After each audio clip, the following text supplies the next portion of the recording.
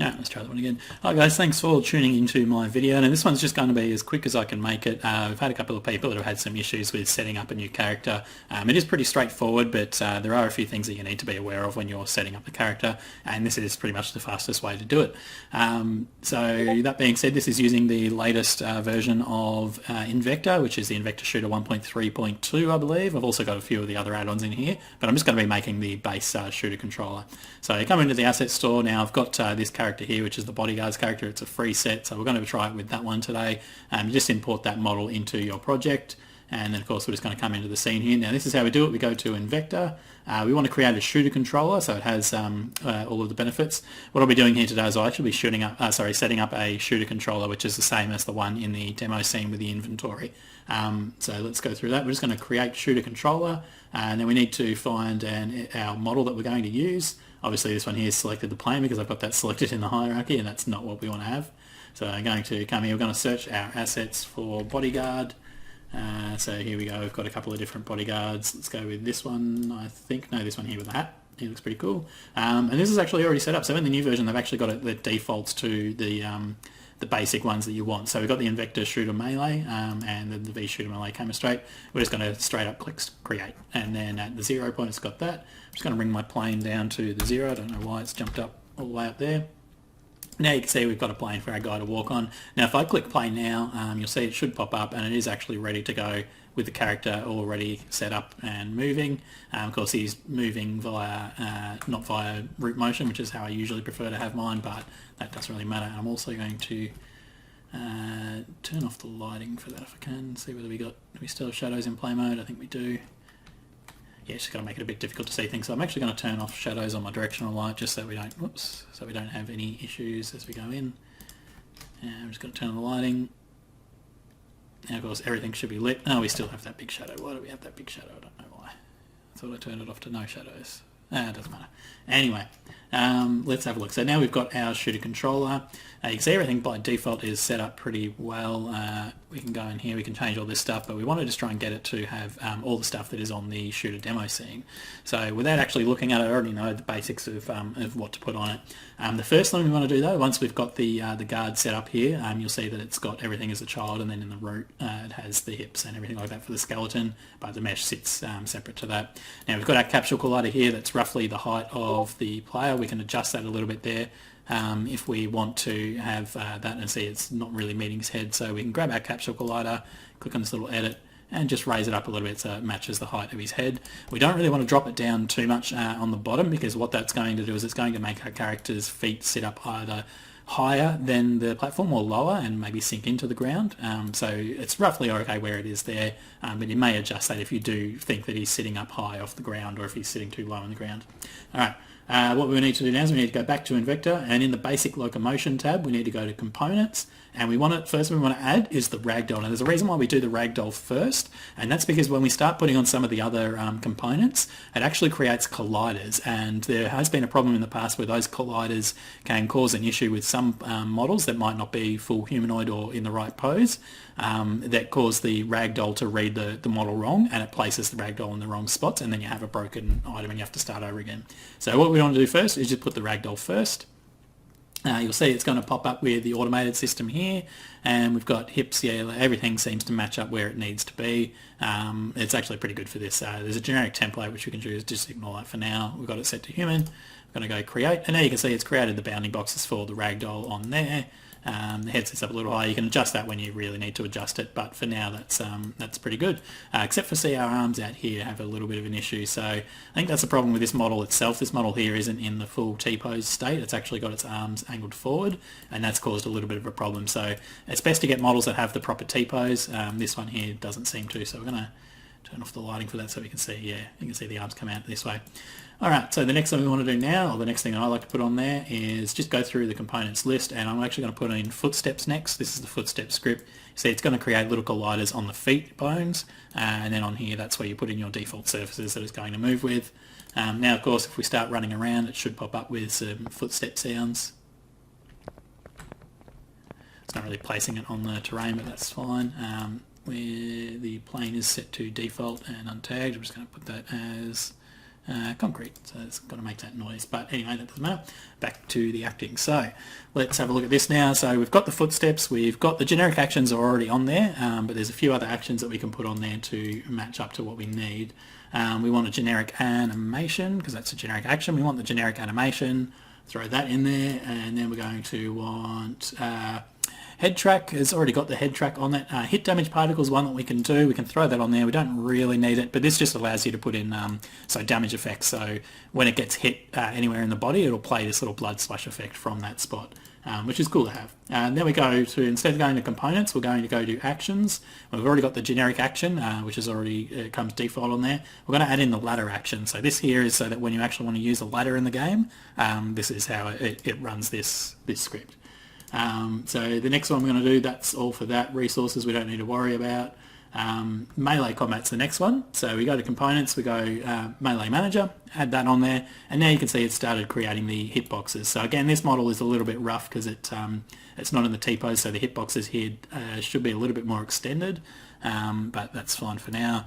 And you can see this is adding it into here, so we can go lower left arm, lower left leg, and we can click on through that, and it's going to bring us up to where we need to go. And then after we've added that one, we can go back to melee combat. Now we've got the weapon holder manager, we've got the lock on. If you're just doing a melee one, you can use these. These are player only things, they're not for NPCs obviously, but you can add them there and that will do your lock on event, so you can target an enemy, that sort of thing. But we're making a shooter, so we're going to go to shooter, we're going to go here, we've got the lock on, we can add that to our character. Now we've got the shooter lock on, and that's all good, so that will lock.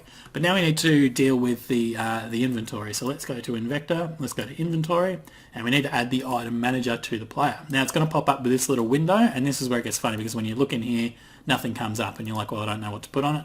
That's fine, so we look for this one manually, and this one is what takes a little bit longer. So we're just going to go V shooter, melee. Oh, sorry, it's actually not V shooter, it's V inventory.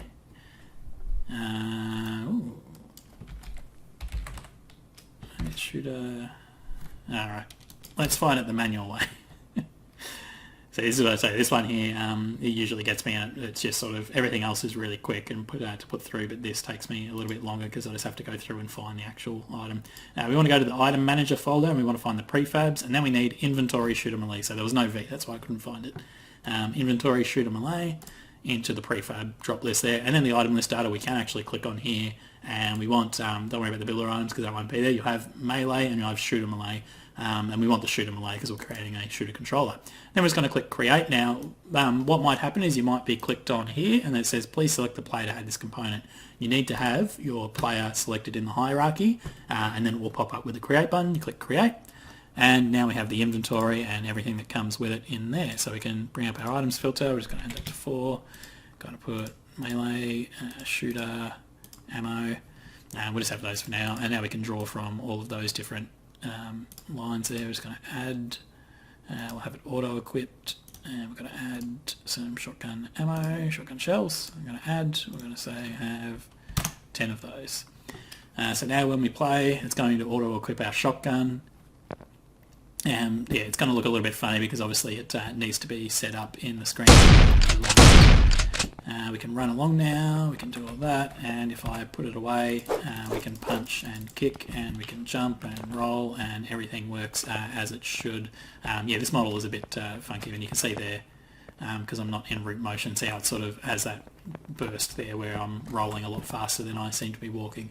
What I like to do is actually just switch that out, straight out to root motion. I just feel that it looks more fluid, and of course we have to set all of the speeds to 1 because otherwise we'll be moving a lot faster than what the animation is going to put. And the turn on spot anim, this one here I was always a bit confused about because it never seemed to do anything, but it's actually to do with when you're in strafe mode and you turn around, it will actually turn on the spot. That's how you can do that animation. And roll control. Play that, and here we go. So yeah, it looks a bit funky as well because of the material that we're stepping on the thing. It's all sort of blown out. It doesn't really look right. We're not actually laying down any footprints, which we should be doing, but I think that's just something to do with the plane that we're on. Okay, cool. So that's pretty much it. Now what you want to do to make it more like the shooter, we're actually going to need to have the grenade throwable. So I'm just going to type in throw and throw manager. So this is what we want to add onto inside our shooter controller. So we actually just search in throw manager. I'll type that out so that it's the only thing that pops up. Throw manager, and you got your script there. We got the prefab. So we want to drop this onto our character like that. And you can see now when we click on here, we've got one grenade, so I'm just going to press G.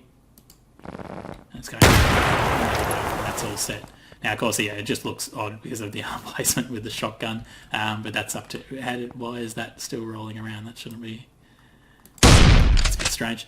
Anyway, so that's how you set up a character to make it like the shooter controller in the demo scene. Now the next step will be obviously aligning the weapon hold points so that you can set the weapons up properly. But otherwise I think that's got everything in it. I'm just going to double check that by going to our scenes, our shooter demo scenes, and shooter melee demo scene. We're just going to drag that into here so that everything's there. We're going to find our shooter melee controller. We're just going to drag it up into here, and we're just going to remove the scene. I'm not going to save it obviously because we've taken something out of it. So you see here we've got our item manager, we've got the ragdoll, yep, everything. Oh yeah, draw, hide, shooter weapons. So you can add that on there. That's again, animator or event receiver. So we'll add one of those on. Is that actually in our animator or event receiver? Doesn't really look like it, but we can have a look at that. Utilities, animation, animator event receiver. So we need to click on that. Need to add that one in. Yep, that should be fine. Animator events, there's none set in that, but let's have a look at what's set in here. There's two, so turn on hand rifle clip. So what we can actually do if we go fake rifle clip, that's actually in our shooter attachments. That's interesting. So what's that one? That must be something new in this thing. So I'm just going to go shooter attachments. So let's click on this. What does this say? With this feature you can set all the attachments on your character in one prefab, making it easier to transfer attachments from one character to another. That sounds pretty cool.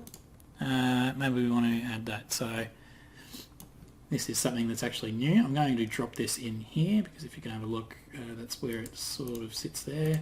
But of course it requires the right handlers, default handler, melee, shield. So obviously this works as the attachments as opposed to the previous one where it puts it directly onto the body. So we need to set that up, but of course if we have a look in our character now and we go to our shooter attachments, the upper chest, so the bone snapping list, there's obviously an error here, one of my boxes can't be found. That's fine because we're going to create new load bones.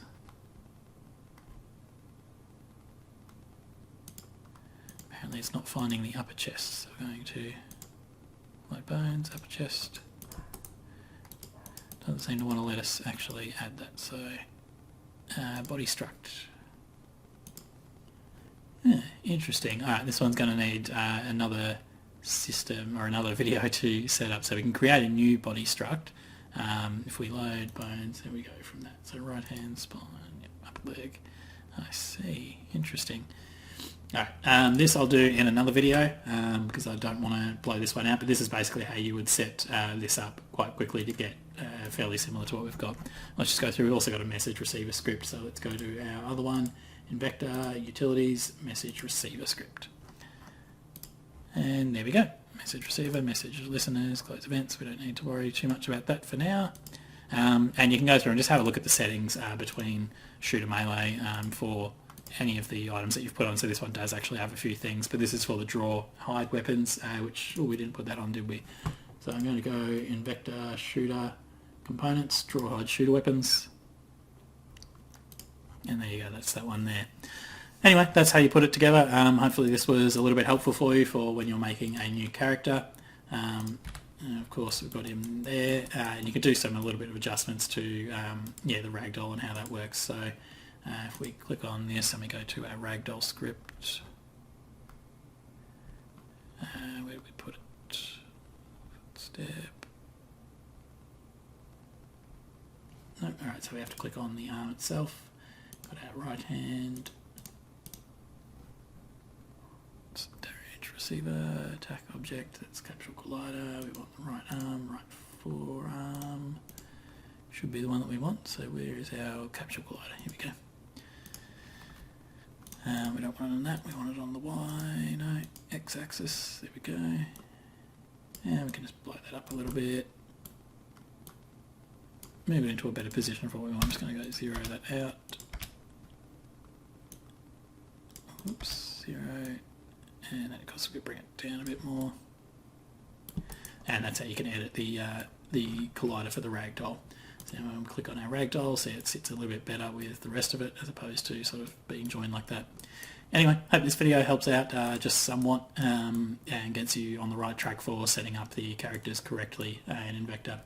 You can have a look at some of their tutorials that they've got now for setting out the placement of weapons. In fact, I think they actually have a video on the not the throw manager, but the other one that we just added on to it, the shooter attachments manager. Yeah, I believe they've got that on there. Did we add that to the wrong spot? Is that what we've done? Well, anyway, yeah, there should be a video on that one about how to use it and how to use it to manage setting up the different positions for weapons. Anyway, thanks for watching.